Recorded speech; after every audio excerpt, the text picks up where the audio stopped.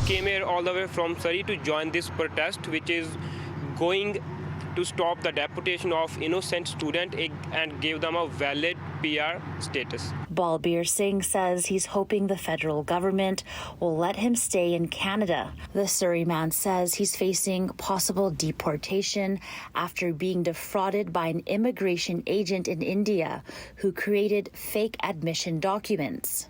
We have spent like around half decade here.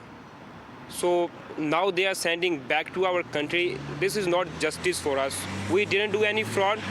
We didn't do anything wrong. We're calling on Public Safety Minister Marco Mendicino to stop all their deportations and Immigration Minister Sean Fraser to ensure permanent resident status for all so that these students have the ability to protect themselves and the same rights as everybody else. An organizer with Immigrant Workers Alliance says Singh is one out of hundreds of current and former international students facing possible deportation after falling victim to the scam. She says these students are being punished for reasons out of their control. Every day of delay means more stress, more crisis, more exploitation, and more abuse. Her group is among the organizers of an ongoing protest near Toronto, calling on the federal government to stop the deportations and grant the students permanent residency.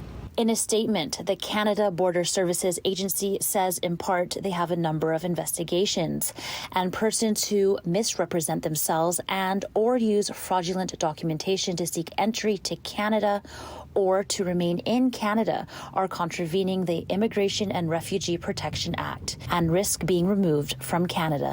They are victims of a targeted exploitation scheme, and so they should not be penalized. Vancouver area NDP MP Jenny Kwan says Canada needs migrant workers and deporting them would be inhumane. They are already here in Canada. They studied here in Canada.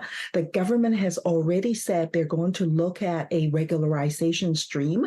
And so what I'm saying to them is include these students. Don't penalize them. They have already suffered enough. On social media, the federal minister of immigration says victims of fraud will have an opportunity to demonstrate their situation and present evidence to support their case. The message to the government is to stop the deportation, please, and have a justice for all these students and give them a valid permanent residency status. In Vancouver, Angela Bauer, City News.